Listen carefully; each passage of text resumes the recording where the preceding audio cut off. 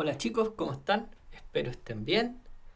Llueve sobre la ciudad, hace muchísimo rato y parece que va a seguir lloviendo. Así que nos vamos a deleitar, vamos a aprovechar ese sonido de la lluvia para estudiar un poquito de algoritmia. Y lo que vamos a ver hoy día es un video que les debo de la semana pasada, que es sobre dimensiones, o más bien matrices en realidad, que una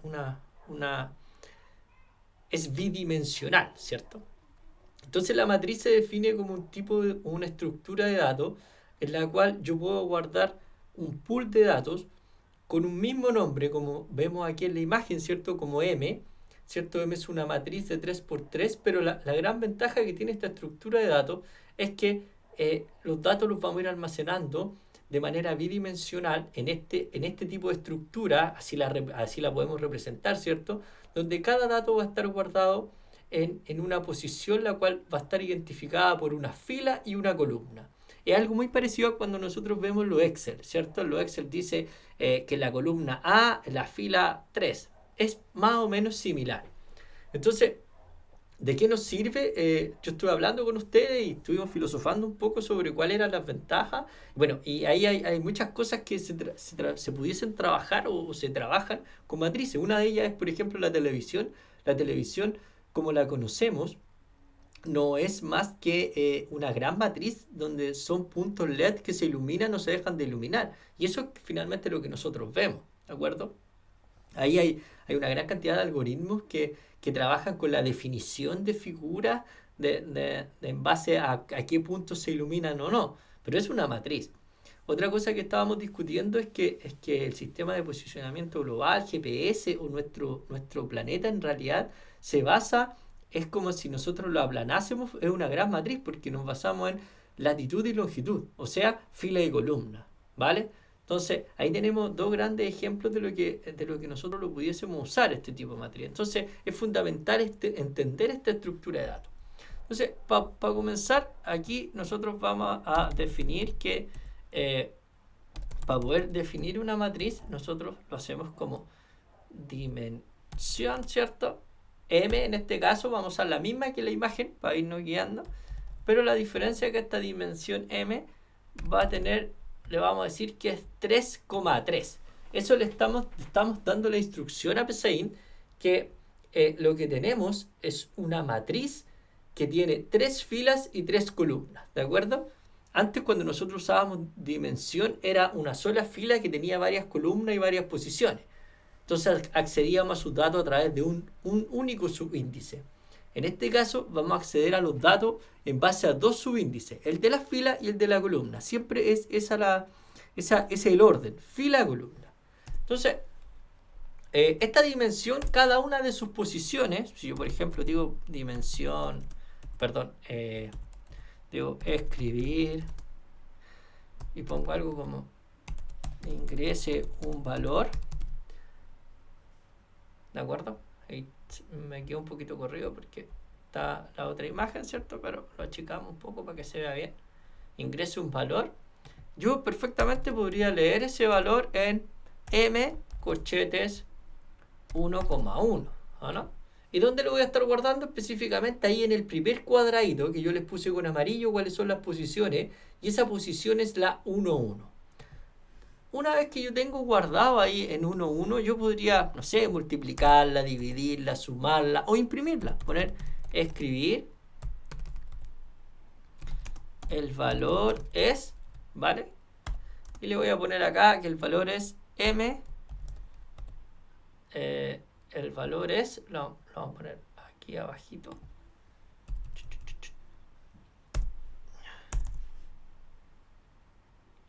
Vamos a poner el valor nomás, ¿ya? El valor m corchetes 1,1, ¿vale? O sea, vamos a pedir un valor, lo vamos a guardar en la primera posición de esta dimensión que declaramos y lo vamos a imprimir, solamente para que se den cuenta que de verdad funciona. Entonces ejecutamos y déjenme mostrárselo. Ahí está, me dice ingreso un valor, ¿cierto? Yo voy, ingreso ese valor le voy a decir que es 4, le doy enter y me dice el valor es 4. Ahora, ¿qué es lo interesante? Que capturó el valor en una posición de la dimensión y después para imprimirlo fue a buscar ese valor de la matriz en realidad. Entonces, ¿qué información nos da? Que los valores que nosotros guardamos en la matriz, en estricto rigor, los podemos utilizar tal cual como si fueran una variable normal. ¿Ya? Ahora, cuando nosotros trabajamos con dimensiones, hace una semana atrás, ¿cierto? Lo que hicimos fue que estas dimensiones las trabajamos con los ciclos para hacer un poco más rápido y optimizar el tiempo. Acá vamos a hacer exactamente lo mismo con las matrices. O sea, miren, si yo pudiese poner acá en esta parte, miren, voy a borrar acá y voy a poner para y es igual a 1 hasta 3, ¿vale? ¿Qué podría hacer yo de igual 1 hasta 3? Podría ir a decirle que la posición de m 1, corchetes i va a ser igual a un número aleatorio entre 1 y 10, ¿no? ¿Vale?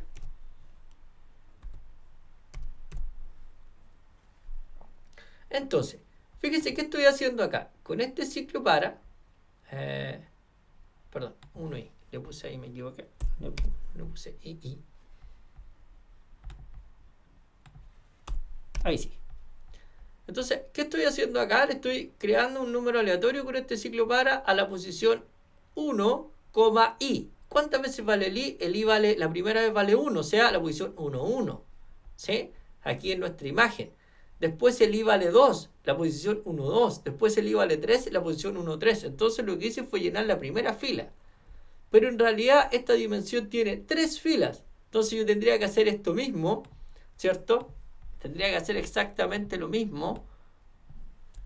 Control C, Control V, Control V, ¿cierto? Tendría que hacer lo mismo para el 2 y para la tercera fila, ¿no? Para la primera fila, la 1 con el 1, 1, el 1, 2, el 1, 3, con el 2, el 2, 1, el 2, 2, el 2, 3. Pero yo me doy cuenta aquí en este ejercicio que eventualmente son las mismas instrucciones las que estoy copiando. Lo único que cambia es el valor de m, ¿o no? Entonces aquí tenemos que acordarnos y decir, pero nosotros cuando teníamos una instrucción que se repetía una cierta cantidad de veces, ¿qué es lo que hacíamos? Identificábamos cuál era. ¿Cuál es esa, no? La que está en amarillo se repite 3 veces. ¿Y qué hacíamos? La poníamos dentro de un para. Pero esto ya lo tenemos, ya es un para, no importa. Le ponemos otro para afuera, pero este para tiene que usar otra variable, porque si no ahí sí que nos daría error. De 1 hasta 3. ¿Vale?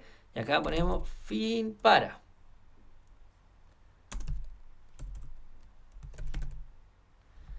Perfecto, fin para. Y ahora vamos a indentar esto un poquito para que quede mejor. Ahí sí.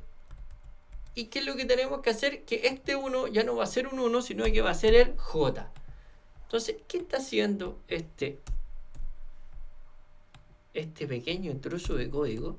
Lo que está haciendo, si ustedes se fijan acá, cuando el J vale 1, el I va a valer 1. Va a llenar la posición 1 de acá, de la matriz.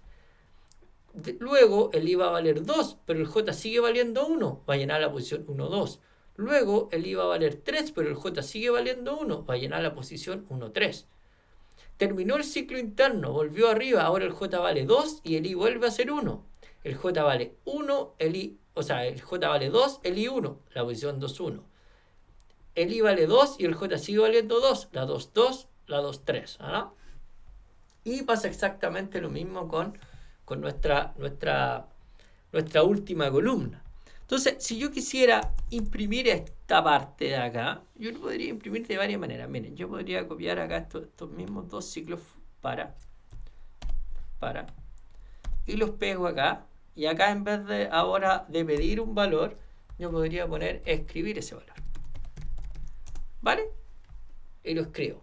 Y vamos a ver qué pasa, obviamente. Entonces, ahí lo imprimimos y lo que me muestra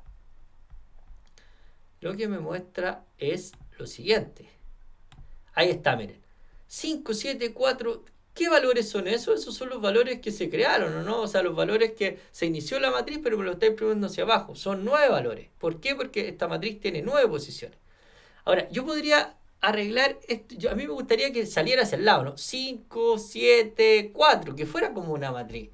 Entonces, ¿qué hago yo? Yo con el escribir lo que estoy haciendo es que estoy escribiendo y hago un salto de línea. Entonces, deberíamos utilizar una opción que nos permita imprimir hacia el lado, ¿no? Entonces, veamos acá cómo hacemos para imprimir hacia el lado. Le ponemos escribir sin saltar, ¿de acuerdo? Entonces, con el imprimir sin saltar, lo que hacemos es que no se salte una línea, pero vamos, para que quede mejor, vamos a agregar unas comillas y le vamos a poner un espacio, ¿vale?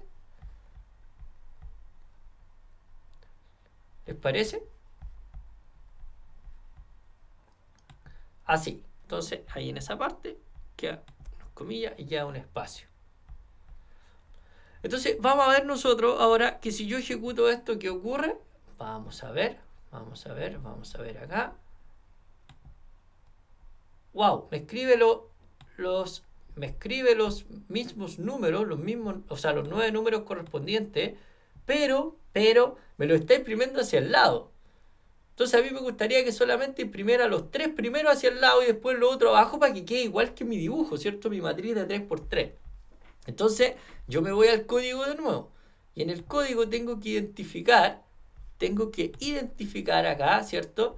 Que fíjense que cuando yo digo escribir sin saltar, va a escribir mientras en la misma fila los valores de el i, o sea, 1, 2, 3. Pero cuando termina este fin para aquí, yo podría poner un escribir sin nada. ¿Para qué? Para que hiciera un salto de línea y me quedara como un dato, ¿cierto? Como si fuese una matriz. ¿Les parece o no?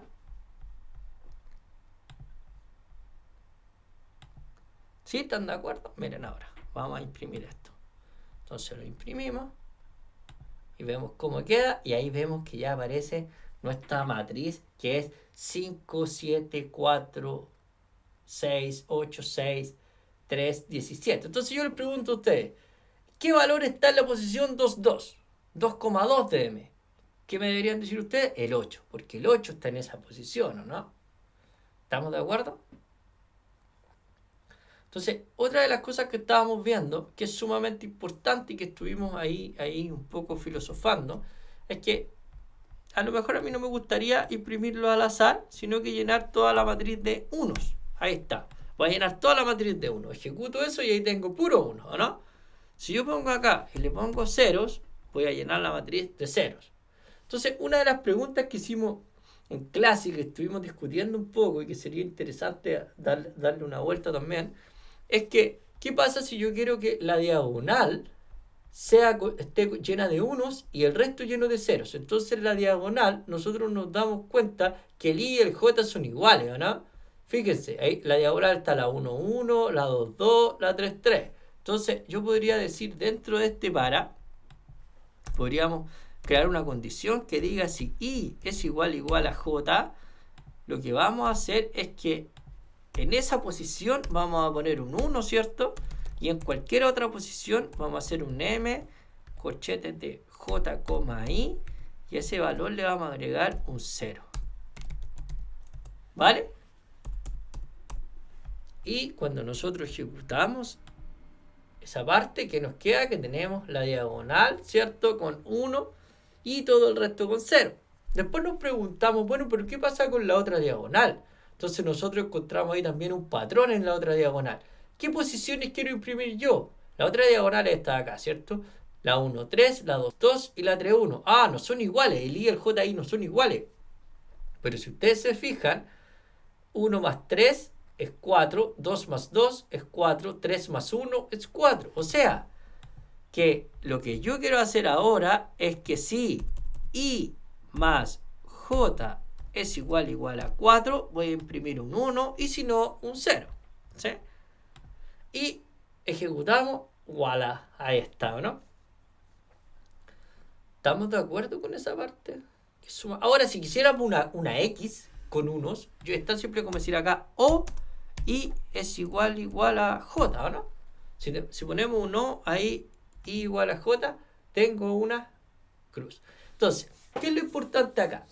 ¿Por qué le estoy mencionando toda esta parte? Porque nosotros tenemos, primero, que tenemos el tipo de datos, ¿vale?